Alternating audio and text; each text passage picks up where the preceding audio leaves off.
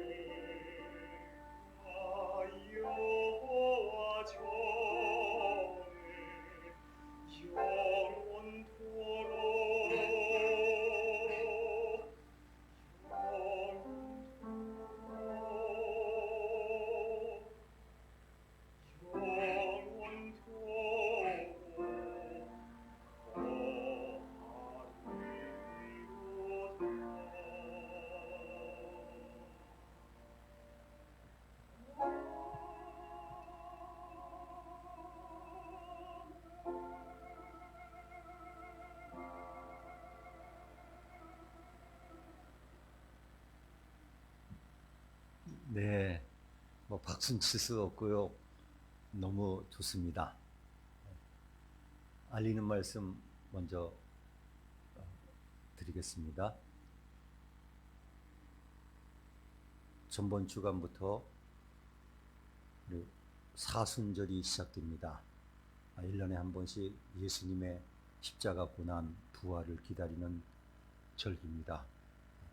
다른 때보다도 좀 더 신앙적으로 집중하시는 시간 되시기 바랍니다.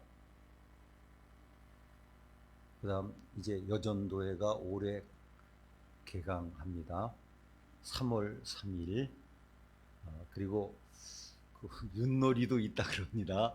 오셔서 친교 나누셨으면 감사하겠습니다. 네, 그리고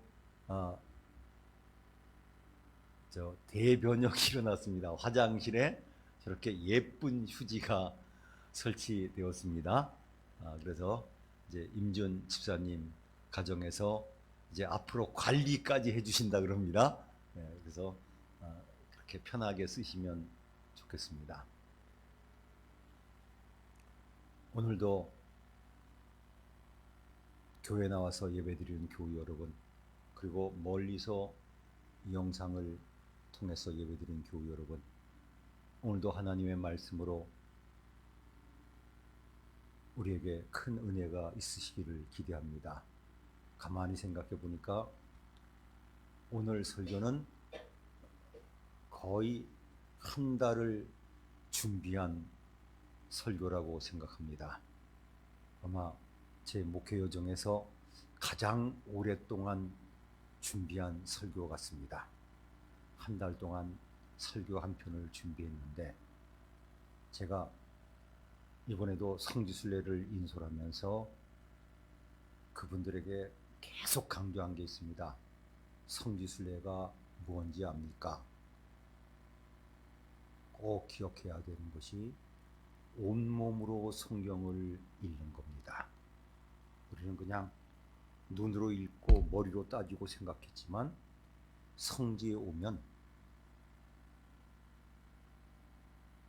예를 들면 광야 그러면 우리는 광야는 거칠고 힘들겠구나 그랬겠지만, 여러분들은 우리나라에는 없는 광야를 보실 겁니다. 더군다나 이번에 제가 인솔했던 성지순례는 9년 만에 거의 처음으로, 제 개인적으로는 10년 만에 성지순례 출애굽을 인솔했습니다. 그래서 이렇게 붙입니다. 보통 정통 출애굽.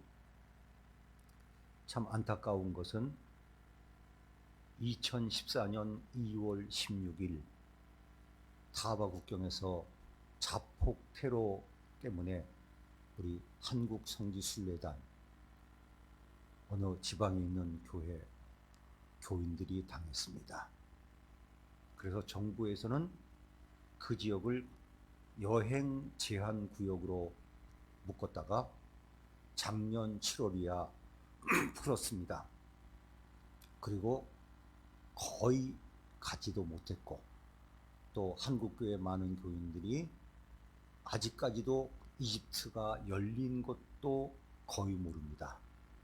사실 요즘 이집트에 많은 관광객들이 갑니다. 홈쇼핑에서도 모집해가지고 전 세계를 띄웁니다.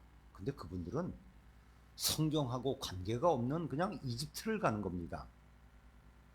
그래서 주로 하는 나일강 크루즈, 피라미드 이러면서 그 특별한 나라 이집트를 관광하고 오지만, 우리 교인들은 사실은 이집트를 가는 이유가 이스라엘 민족의 출애굽 여정을 온몸으로 느끼기 위해서 가는 겁니다. 제가 10년 만에 인솔한 것이 되는데, 많은 경험도 도움이 될 뿐이지 어떤 때는 예전과 너무 달랐기 때문에 예전 경험이 오히려 지장을 준 적도 있습니다. 그러면서 제가 느낀 게 있습니다. 우리 나이 든 사람들이 너무 경험을 지나치게 강조하는 것은 잘못될 수도 있다. 그 경험은 맞지만 이 시대는 안 되는 거죠. 새 시대에는 경험이 해가 될 수도 있다. 많은 것이 바뀌었습니다. 그러면서도 이 출애굽 여정을 온몸으로 느껴보았습니다. 우리는 너무나 귀중한 것들을 누리고 삽니다. 지금 공기가 없다고 생각해 보세요. 우리 공기가 없으면 우리 살아남지를 못합니다. 자, 우리 전기 때문에 얼마나 편합니까? 전기가 이 시간 없다고 생각해 보세요. 모든 것이 올스톱되는 거죠. 그래서 귀중한 것들은 가끔 멈추고 없다면 생각해야 됩니다. 그래서 저는 가끔가다 젊은이들한테 이야기합니다. 부모님이 없다고 생각해봐라. 고와 말이 쉬운 단어지 세상에서 가장 불쌍한 존재가 고아라고. 나라와 민족도 마찬가지입니다. 지금 전 세계에 한 민족이 여러 나라에 흩어 살아있기 때문에 국가가 없는 나라, 민족 많습니다. 서름당합니다. 지금 투르키에 지진이 나서 야단이지만 그 지역의 어떤 부족은 나라가 투르키에 소속돼 있지 그들 민족은 여러 나라에 흩어 삽니다. 그래서 그 사람들은 지금도 투르키예가 자기네 나라라고 생각하지 않습니다. 그래서 지진이 난 그쪽 지역 가면 분위기가 종종 살벌합니다. 왜냐하면 독립투쟁을 종종 지금도 하고 있기 때문입니다.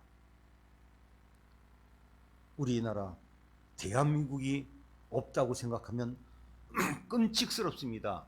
그리고 우리가 누리는 이 자유가 없다면 끔찍스럽습니다. 우리는 멀리 갈 거 없습니다. 북쪽을 생각해 보세요. 세계에서 가장 기독교를 핍박하는 나라가 1등이 북한입니다. 자, 교회가 없다면 어떤 분들은 교회가 너무 많아서 한동안 큰일이라고 했지만 얼마나 복입니까? 이스라엘 민족에게 있어서 출애굽이 없었더라면 이스라엘 민족은 지금 없어졌거나 아니면 이집트의 소수 민족으로 살아가고 있을 것입니다. 그래서 구약 성경에서 출애굽기, 레위기, 민수기, 신명기는 다 출애굽과 관계가 있는 말씀들입니다.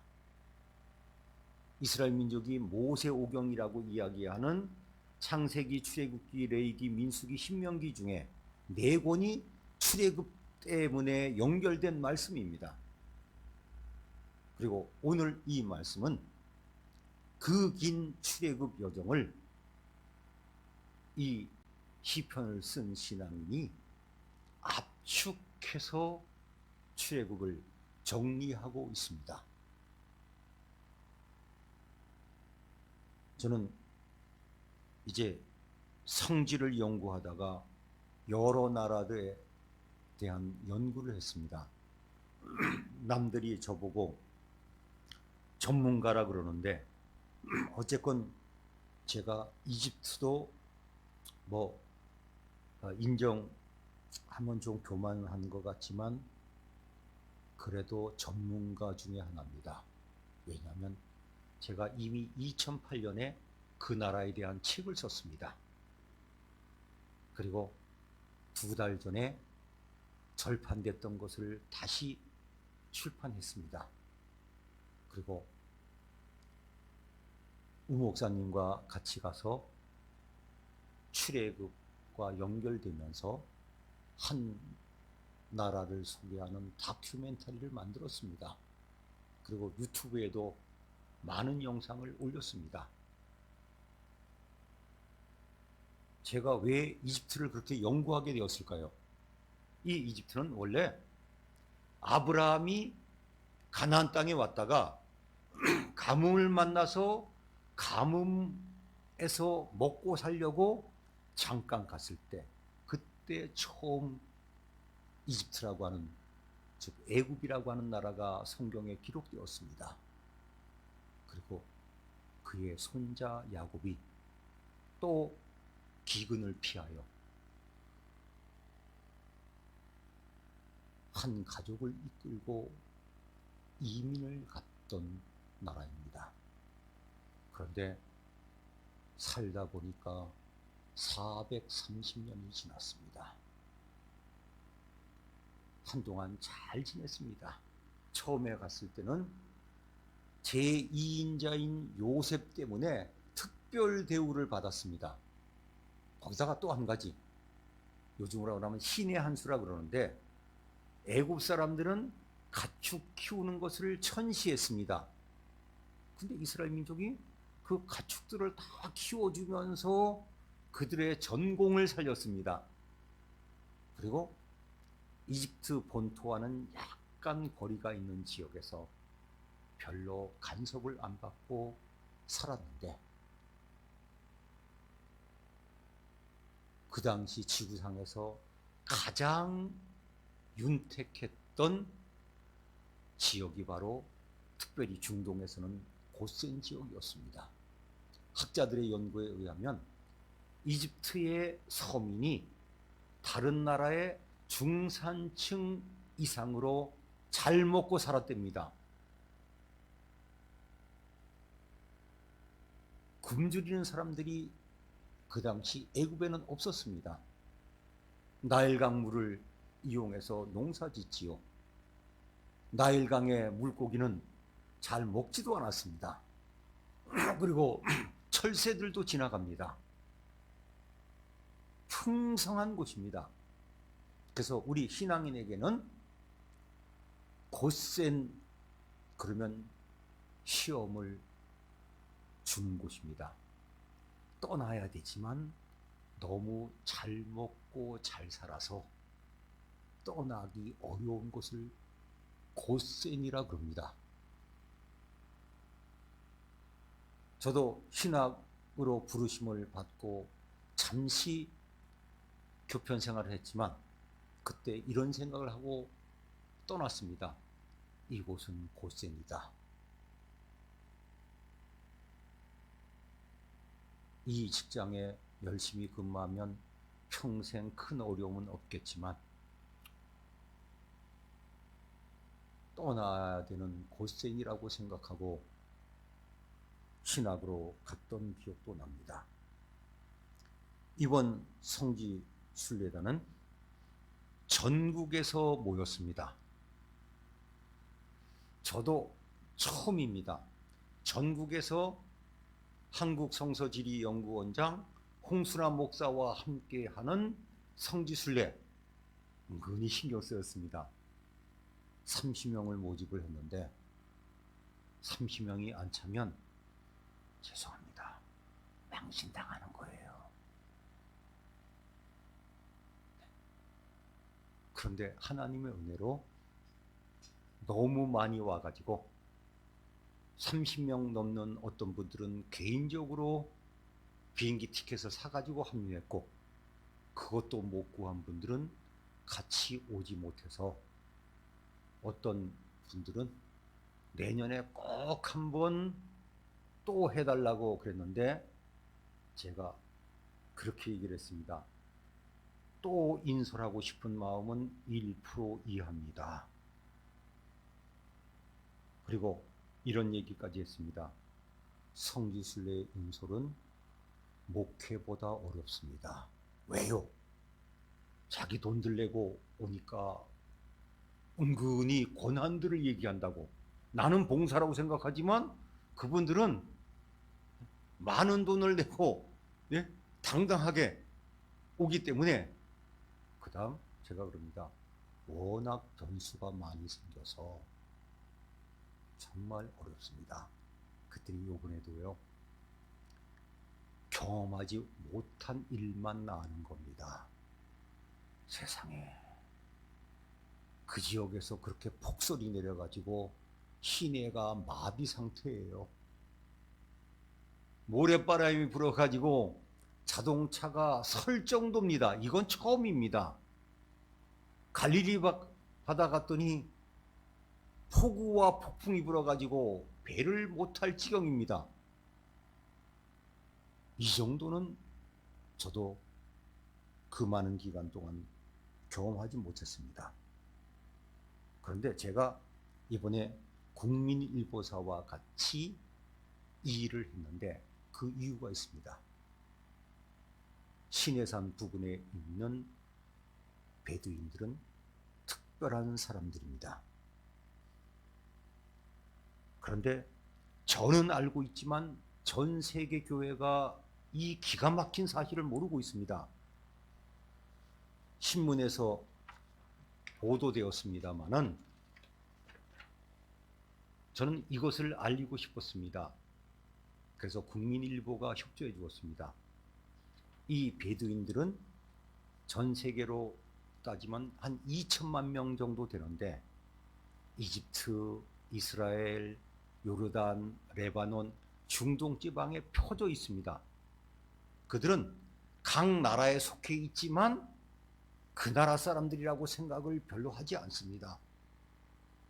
나라는 바뀔 수 있지 않습니까? 이 시내산에 살고 있는 베두인들은 한동안은 이스라엘의 지배를 받았었어요. 그래서 히브리어를 배운 베두인들도 있습니다. 그런데 이 시내 반도에도 20개 부족이 있는데 그 중에 시내산이라고 대부분 인정하는 이 제벨 무사 부근에 있는 베두인들은 자발리에라고 합니다. 그들이 현재 지구상에 5,053명밖에 없습니다. 조금 달라요. 자세히 보면. 근데 그들은 1,400~500년 전에 로마 황제가 시내산에 있는 수도원을 지켜야 된다 그래가지고 루마니아에서 기독교인 군인들을 200명을 데리고 왔습니다. 그래서 그들이 거의 500년 동안 그 캐더린 수도원을 지켰습니다. 그리고 대부분 고향 루마니아로 돌아가지 않고 현지에 정착해가지고 그곳 여인들과 결혼해가지고 한 부족을 이루었는데 그들이 바로 자발리의 베두인입니다. 그들은 알고 있어요. 자기네 선조가 기독교인인 걸. 그러나 그들은 그 지역 사정 때문에 다 무슬림입니다. 이거 얼마나 안타까운 일입니까? 그들의 조상은 루마니아 기독교인, 그것도 모세가 십계명을 받은 산이라고 믿는 그곳에 세워진 수도원을 지키기 위해서 왔는데 1,500년 가까이 지나면서 다 무슬림이 된 슬픈 과거가 있습니다. 저는 이것을 이미 알았는데 저만 알고 있으면 뭐합니까? 그래서 이번에 국민일보사에서 기자가 그 글을 잘 써가지고 어쩌면 세계에서 최초로 이 사실을 공개한 것과 같습니다. 저는 그것 때문에 참 감사합니다. 그리고 또 저와 우리 교회에게는 그곳이 선교지입니다. 그곳에 선교를 위해서 우리 교회는 조용히 20년 넘게 기도하며 왔습니다. 그래서 저는 단순한 선교순례가 아니라 선교지 방문의 뜻도 있기 때문에 무리하고 갔습니다. 자, 이스라엘 민족이 출애굽한 이유를 정리해 봅니다. 그들이요, 처음에 잘 살 때는 하나님께 부르짖었단 말이 성경에 없어요. 그런데 요셉을 알지 못하는 세 왕이 너무 번성하니까 처음에는 핍박을 하다가 내중에는 모세 때는 아예 남자 아이들은 죽이는 적극적인 방법까지 썼습니다. 그러니까 이스라엘 민족이 견딜 수가 없어 하나님을 찾았습니다. 저는 평생 목회하면서 교우들이 어려움을 당하면 참 속상합니다. 이 목회자의 스트레스 중에 하나가 무엇인 줄 압니까? 교인들이 복받고 잘 풀리면 꼭 제가 잘나가지고 제가 기도 열심히 해가지고 교인들이 복받은 것 같아가지고 괜히 사실도 아니면서도 기가 살고 신나요. 정말 목회할 맛이 납니다. 그러다가 교우들이 어려워지면 제가 부족해가지고 제가 은혜가 없어서 제가 기도가 부족해서 우리 교인들이 어려움 당하나 그러고 참 속상합니다. 보통 분들은 자기 자신이나 가족들 어려움 때문에 늘 괴로움 당하지만 목회자는 자기 교인들이 다 가족이기 때문에 어렵고 힘든 스트레스를 많이 받습니다. 그러나 제가 깨달은 진리가 있습니다. 인간적으로는 우리 교인들이 어려움 당할 때 속상하지만 가만히 보면요, 그 고난이 하나님께서 복 주시는 방법 중에 하나입니다. 이스라엘 민족이 힘들었기 때문에 하나님께 부르짖었고 그랬더니 모세를 보내셨고 기적을 일으켜서 출애굽하게 하셨습니다. 그리고 오늘 말씀에도 나오지만 저는 지금도 인간적으로는 안 믿어집니다. 어떻게 60만 명에서 200만 명이 되는 사람들이 돈 한 푼 안 벌고 일 하나 안 하고 40년 동안 광야에서 먹고 살았냐고 하는 겁니다. 저는 인간적으로 안 믿어져요. 신앙적으로 믿어지지. 가끔가다 학문적으로 들이대는 사람들한테는 좀 그래요. 저도 정상적인 사고를 가진 사람이라서 안 믿어지지만 하나님이 그 정도 못하십니까? 홍해 갈라진 줄 믿어요. 네, 만나를 주셨지 않습니까? 고기 먹고 싶다 그럴 때는 야생 새인 메추라기까지 주었습니다. 그리고 역시 물 문제가 심각합니다.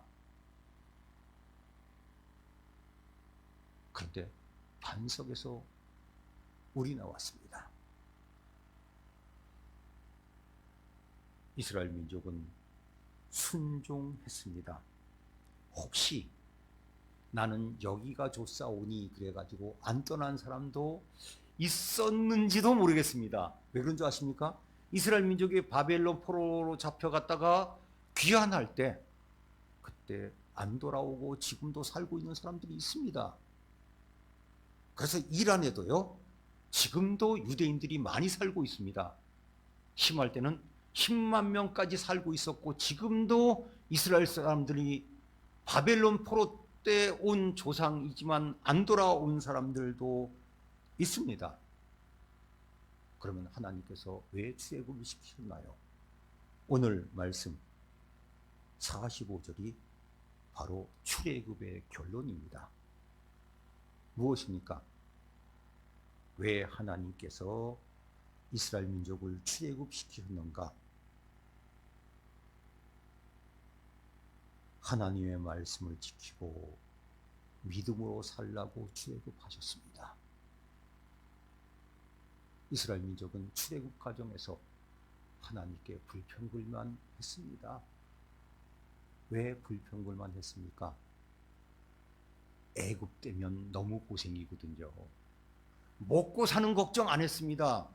사실요, 먹고 사는 것이 얼마나 중요한지 저도 압니다. 전 어렸을 때는요, 한창 신앙적으로 뜨거워질 때는 먹고 사는 문제는 별것 아닌 줄 알았더니 철이 들고 나니까 생활한다는 것이 얼마나 어렵습니까? 요즘 얼마나 어렵습니까? 코로나 끝나기를 바랐더니 코로나 이상으로 어려운 것들이 우리에게 옵니다.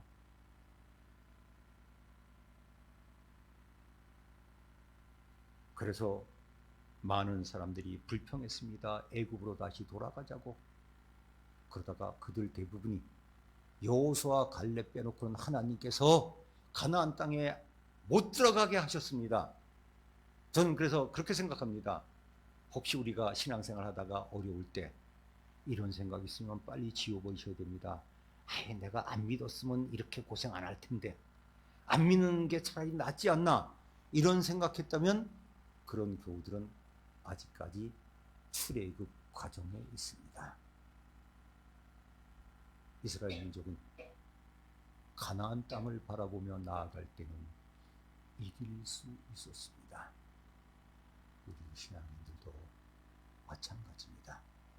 그래서 이스라엘 민족에게 하나님께서는 계속해서 말씀하십니다. 너희들, 내가 너희를 출애굽시킨 것 잊지 말아라. 그리고 광야에서 너희들이 살아남아 이곳까지 온 것을 잊지 말아라. 저부터도 여러 가지로 어렵고 힘들 때마다 제가 믿지 아니할 때, 신앙이 없을 때, 그때를 생각합니다. 아, 그때는 정말 정울망이었지. 인생 끝날 생각이나 하고 인생이 캄캄했지만 내가 가나안 땅을 바라보는 믿음의 생활을 시작했더니 지금까지 하나님을 믿고 이 출애굽 여정을 가면서 주신 은혜들을 생각하면 너무 많습니다. 이스라엘 민족에게 출애굽의 역사를 허락하신 것처럼 교우 여러분, 힘들고 어려우십니까? 우리는 아직까지 가나안 땅에 들어가지 않았기 때문에 광야와 같이 어렵습니다만, 홍해가 막을 때는 홍해를 갈라지는 기적도 베푸실 겁니다. 일용할 양식 때문에 어려움 당할 때는 만나도 주실 겁니다. 고기 먹고 싶어서 푸념할 때 고기도 주실 것입니다.